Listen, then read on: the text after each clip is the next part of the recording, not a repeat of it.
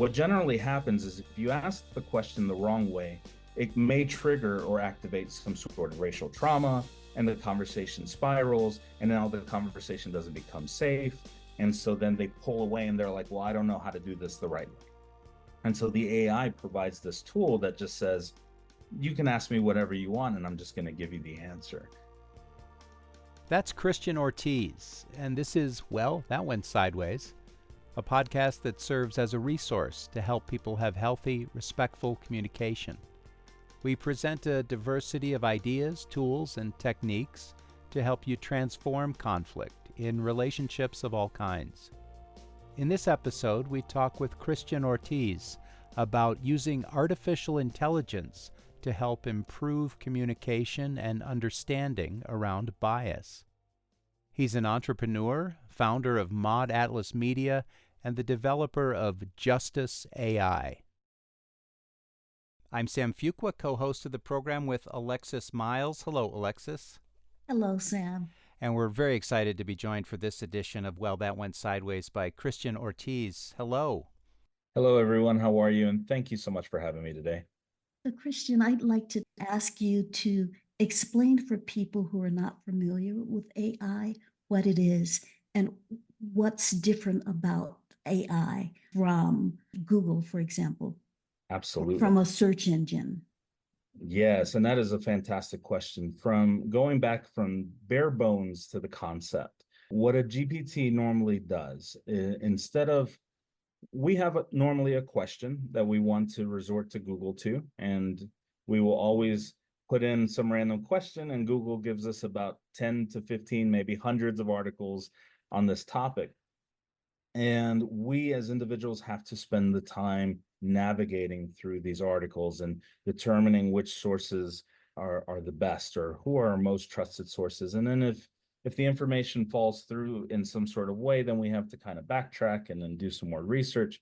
A GPT pulls information that is not only as close to accurate as possible, but immediate, and it breaks down the solutions immediately for you. You can ask it to provide recipes if you're hosting a party, and use it in practical ways of determining, I know that 7 of my friends have gluten issues, 2 are vegans. I need a recipe that benefits all of them. And so immediately it'll provide you with recipe ideas, and it can give you historical details about places you're trying to travel to and things of that nature. So it is an immediate hyper use of Google per se, where it just saves you a lot of time in gathering information that's needed. So would it be fair to say that the answers are curated as opposed to a search engine that just throws out everything? That's so exactly this is more curated to what a person is looking for. That's exactly right. Mm-hmm. Like most or all major developments in human life and technology, it can be good, it can be bad. Where do you come down on its on the good versus evil of AI? The realities of AI, I always go into the conversation this way. I say, artificial intelligence is neither artificial nor is it intelligent. It is simply a regurgitation of societal norms. And so the information that it pulls from is simply gathered by the typical biases that it pulls through our society. And I was introduced to ChatGPT in its early stage, in its early release of 2022. And being that I'm an activist and I tend to engage with software in different ways in terms of helping me excel in terms of providing cultural information, I realized that the GPT was extremely biased. It was just missing the mark. And so when we talk about these biases, this is a new conversation that is becoming a global conversation. We're not a society that typically, we don't try to recognize our biases and understand where they come from and understand how they impact society in implicit ways. And so what I wanted to do was create my own GPT field with BIPOC academia and years of knowledge from marginalized individuals who have been in the DEI space practically for over 3 decades, and collaborate with them to put together an AI GPT that completely does its best in removing all of its biases and decolonizing Eurocentric views that have been perpetuated in our systems. And so to answer your question, I think AI has the potential to be an unbelievable tool. And when I see the way my AI is working in organizations and in personal use, it's revolutionary and it blows my mind every time. Can you give us an example? For sure. So what would normally happen is if someone uses ChatGPT, and I'll use a use case with a potential client that I have. I won't give their name, of course, but they are in real estate. They're a global real estate company. When I approached them with my software, they were really proud with the fact that they were using ChatGPT 4.0, which is the latest ChatGPT. They were like, we use it all the time and we create all of our listings with it. And I said, well, that's fantastic. And I'm sure it does a great job. It makes it sound professional and wonderful in its output. And so I asked one of the realtors to develop a listing in real time using ChatGPT 4.0. And of course it did. And it pulled out all of this amazing information and it made it the most perfect listing that you could ever think of. And then we ran it through my Justice A.I software and we discovered over 6 biases that were just completely blind to the naked eye. And immediately they were sold. They were like, okay, we see the power of this and we see how this can benefit us. And so for organization to adopt it, it becomes more of more than just DEI. It's a compliance tool, right? When we're talking about compliance languages and being compliant all across the board, the conversation's always been DEI, but now it's extended to B and A, which is belonging and accessibility. And so we want to make sure that these systems are checking the mark and checking the boxes for a diversity, equity, inclusion, belonging, and accessibility platform. And so that's what this tool is doing for many organizations and individuals. That's really interesting. Can you tell me one or two of the 6 things that your AI flagged in that real estate text? Absolutely. So when we were talking about the listing, one of the first things that it pinpointed was the language around family homes versus disregarding the fact that not everybody has a family or wants a family, and reformulating the verbiage to something that meets people who have single family homes or perhaps somebody who has fur babies, right? And so the language was perfectly reformulated to encapsulate all family dynamics.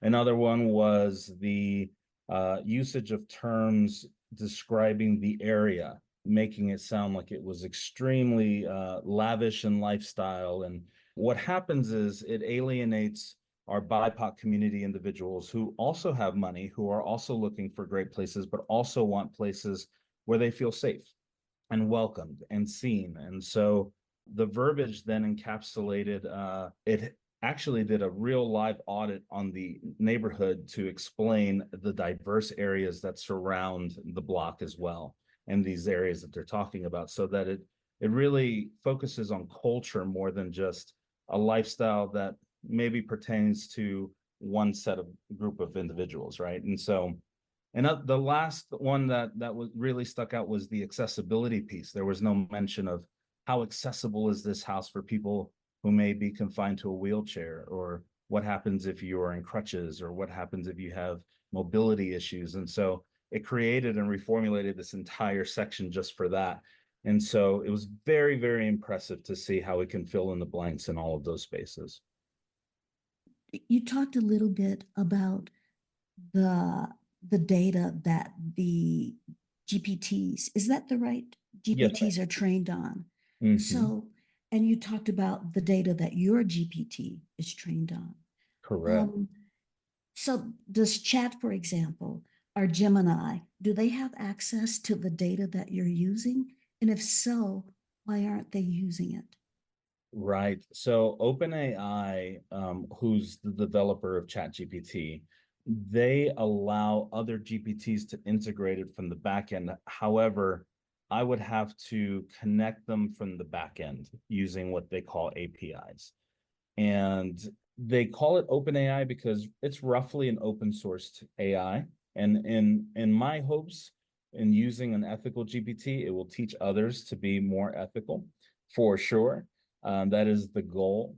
But when you use like Google Claude or Gemini, they're doing their best to also provide unbiased answers. I think it's actually they're learning more and more. And when software like mine become more public, then it raises eyebrows, and people who are in the other companies decide to say, we need to do more in making this a more ethical tool. And so I actually run tests side by side with Justice AI, the one that I developed, versus Claude. I put in the same responses, and they try their best, but I would say they're probably at about in 70 to 80% mark, close to Justice AI. So Justice AI just provides a little bit more context, a little bit more historical context, a little bit more of a decolonized context to help you see the bigger picture at play when it comes to really anything you ask it, especially from a societal case. So is Justice AI available to the public? It is. And so there are multiple ways that you can use it. There is if you pay for Chat GPT Pro, which is $20 a month, you have access to everyone's GPTs that we've developed. And so it is to no extra cost, and it is a powerful tool. What I am doing is I am collaborating with organizations and corporations who are willing to adopt it into their systems so that I create a custom GPT for them. And so this allows users, I mean, it's a little more for sure monthly, but what happens is we can fully customize it to understand you as the individual, as a corporation, as a user. It can understand your background, your goals. It could speak to you in ways, it will know you better than just anybody else, with the more honest you are about it with it. And it's completely secure. So when I create these custom GPTs or you use Justice AI, the information stays within the GPT. So it is not being shared with developers. I own all the rights to it. And so it becomes a safe space to have also conversations when individuals are trying to deconstruct from their biases as well. So I always encourage individuals to use it because it is a judgment-free zone when you're having those hard conversations.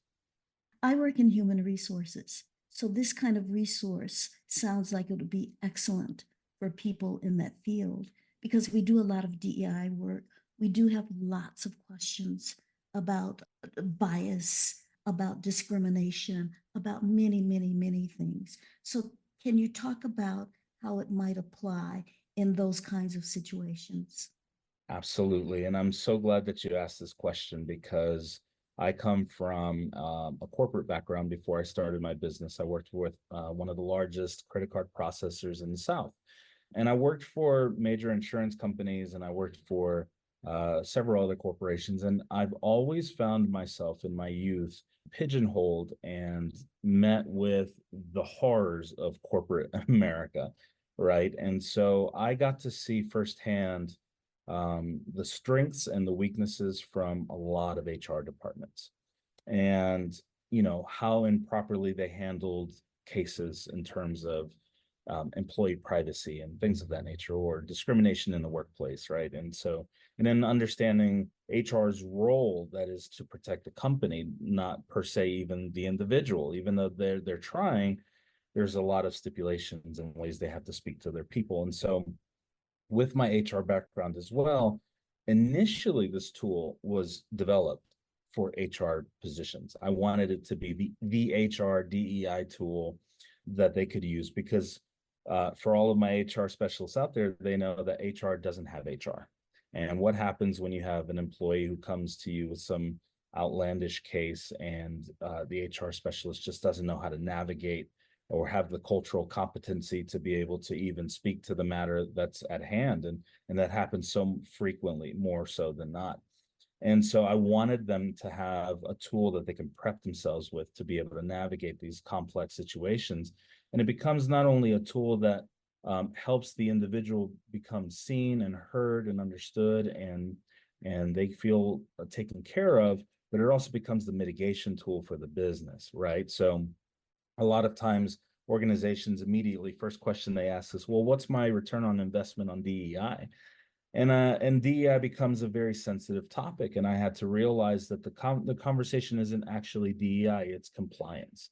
And so when we look at it for a compliance standpoint, the return on investment, one perspective is to look at in 2023 alone, the discriminatory lawsuit settlements from Fortune 500 companies was up to $126 billion, right? And one of the top cases was $1 billion lawsuit on misgendering an individual. And so what happens when you have an ethical AI that could prevent all of that? Like, it just becomes the problem solver.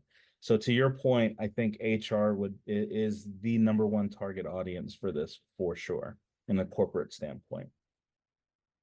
As I'm understanding what you're doing is, since the AI is a machine and it's learning from whatever its input is, you're giving it more input from BIPOC academics, for example, and then it can help us if we're challenged or want to check text or are having a difficult conversation. But what is the risk of, depending on the AI rather than really learning and living as someone who is, like all humans, biased, learning and living from the education we're getting from, for example, Justice A.I. It sort of can be a crutch, a very positive crutch, but a crutch nonetheless. For sure. And that's a very valid point, because when we're talking about using these systems from an ethical lens, part of that ethical usage is to remember that this tool will never become a replacement of us, yet an extension of us. And so if we enter it with the mindset of, this is going to help me learn and navigate difficult situations, but at the end of the day, whatever the result is, I still have the obligation to review these results with my team, my leadership. We have to really take a look to understand the context of this and what the intent of each output is, if that makes sense. And so I think there is a fine balance. This is a tool that I can leave with my companies, my HR companies, CEOs, people like you said, who maybe don't have the best etiquette in email and they're trying to figure out what's the nicest way to submit. These are all perfect ways to use it. But I always encourage my consulting behind it, because I am a DEIBA consultant as well. So there is that additive feature to it, right? And there's user guides and things of that nature as well. So I think to the greater point of it all, there always needs to be parameters put in place so that we make sure that it is not only being used ethically and responsibly, but that we for sure have that human input. To Sam's point, are you seeing transformation in the humans that are interacting with AI as it relates to DEI and human resources and just human relations?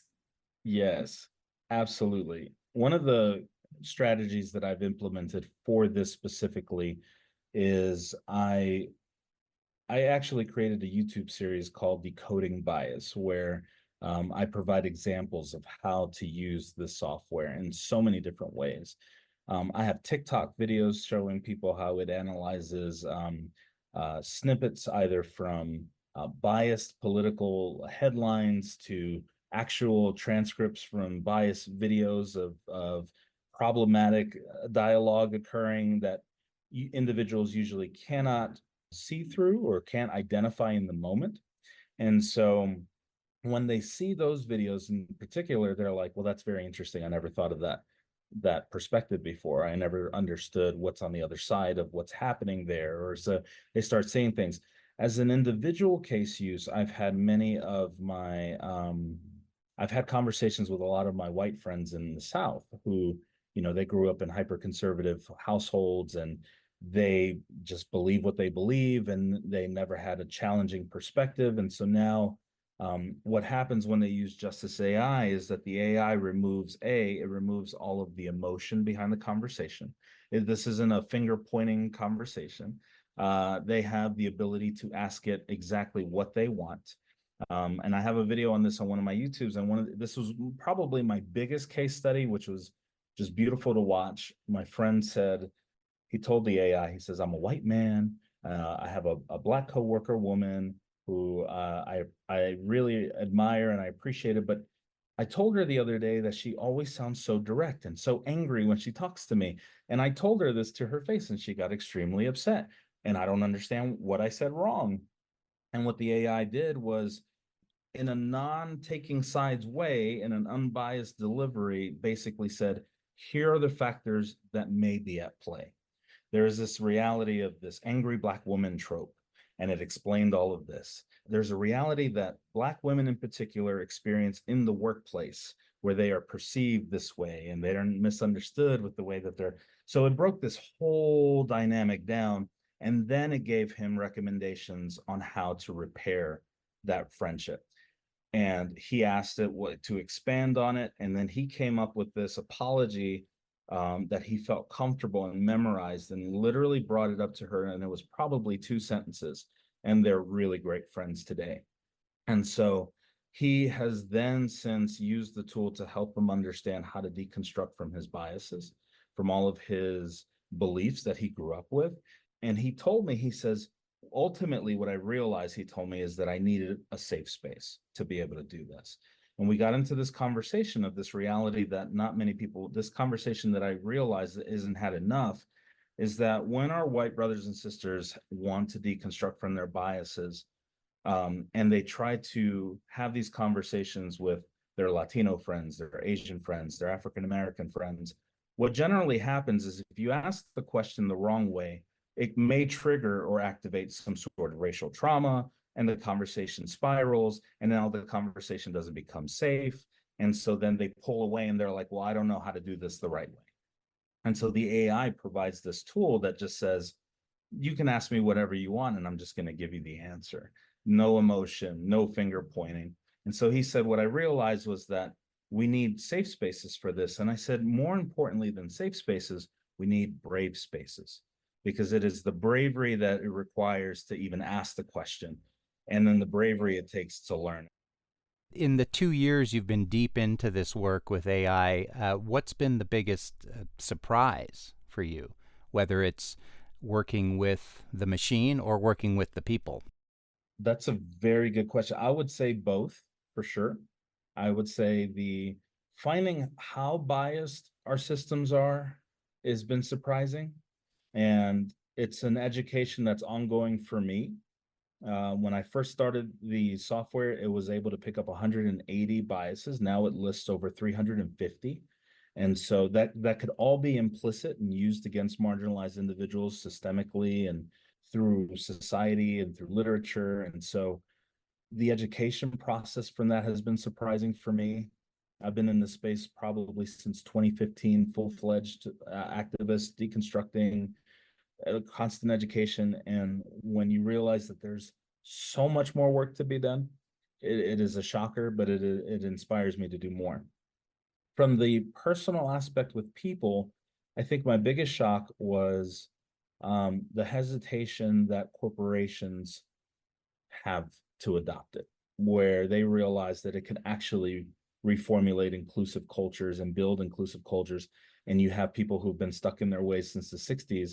A lot of my connections are still in the South, so I've reached out to Fortune 500 companies there, and I've had their DEI leaders and HR leaders love the tool. I don't have to sell it to anybody because they see the potential. And then one of the realities that I got met with the other day was when one of the DEI management looked at me and said, we celebrate diversity probably better than most, but when it comes to making true inclusive change in our policies, that's when all the red flags start. And so this new challenge arose for me on how do I introduce this to corporations, because the message is clear for everybody. Every company needs this, right? And so, but I'm not in the job of convincing, I'm in the job of inspiring and bringing those who are already doing the work along with me on the ride. And so those have probably been my two biggest shockers. I get nervous sometimes about the speed at which the machine learns and how this is evolving so quickly. But in your field, that might actually be a real benefit. So if we're having this conversation 2 years from now, where do you think you'll be with this work?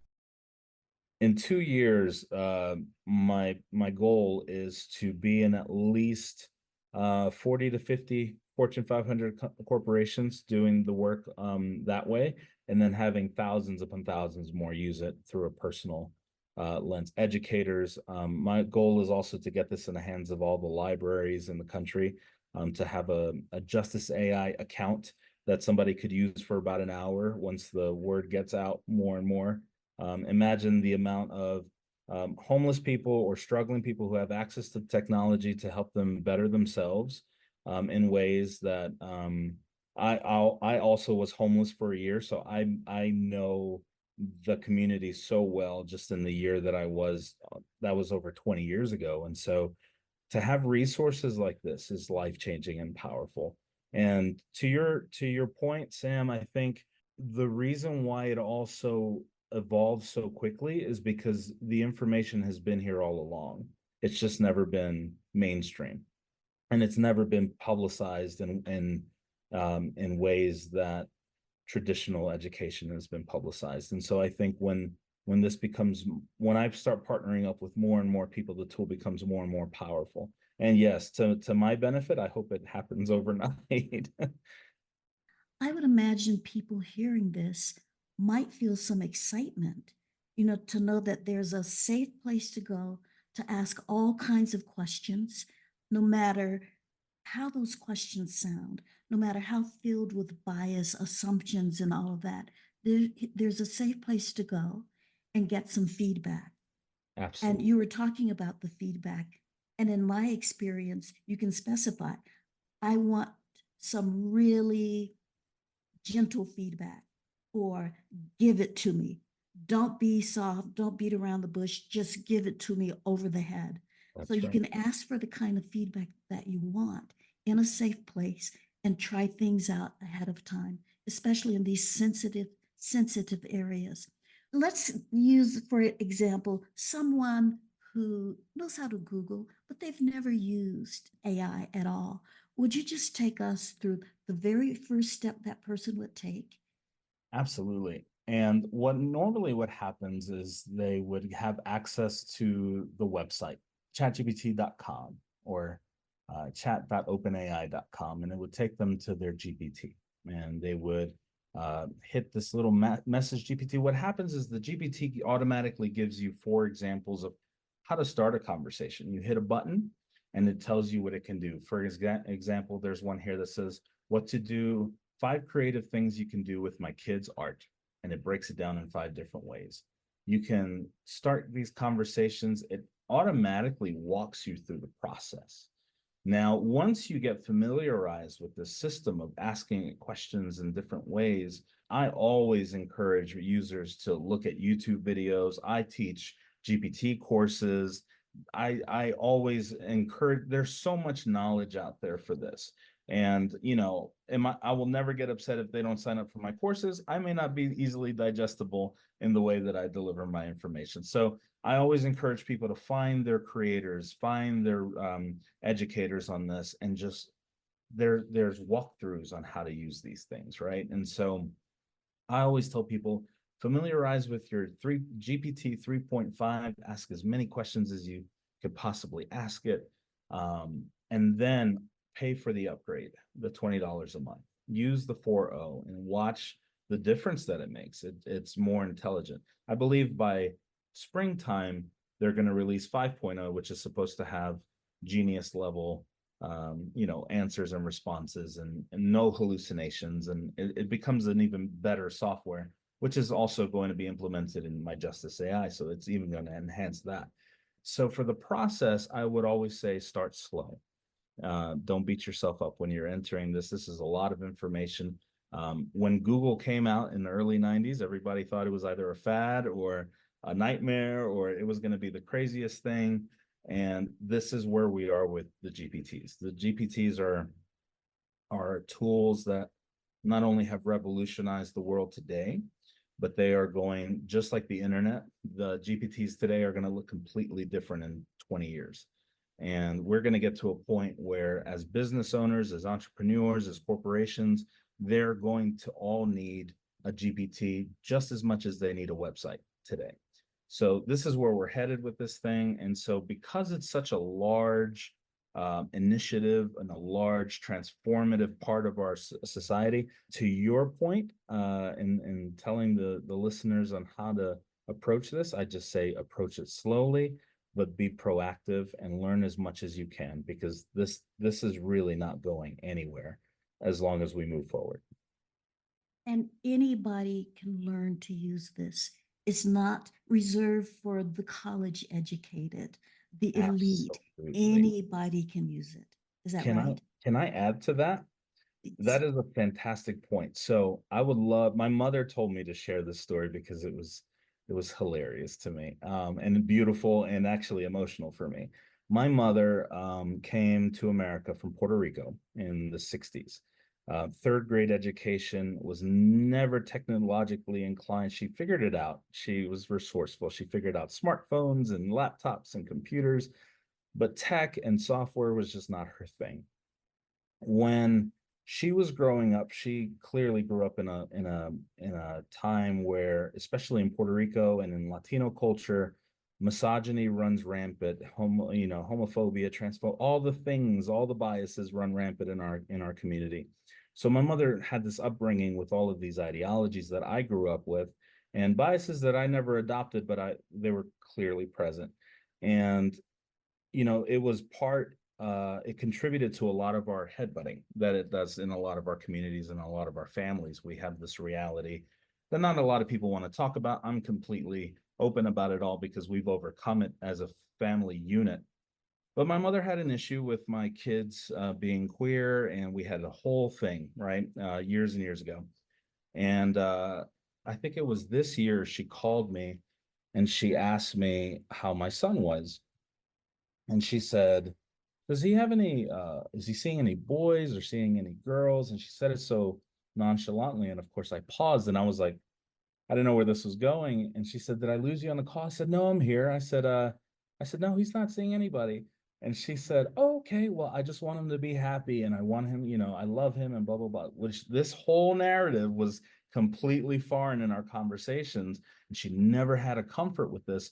And I asked her, I said, I appreciate you asking that. And she goes, I've got a confession to make. I've been using your Justice AI tool, and I've been asking it all of these things. She spent, I think, 16 hours with my tool, asking it all the questions and deconstructing from all of her things.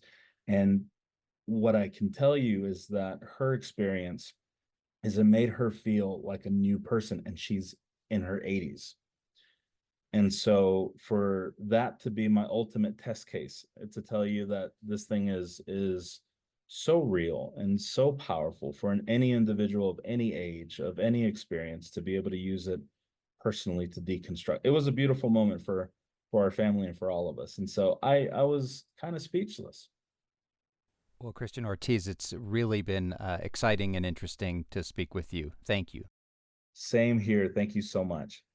Christian Ortiz is an entrepreneur, founder of Mod Atlas Media, and the developer of Justice A.I.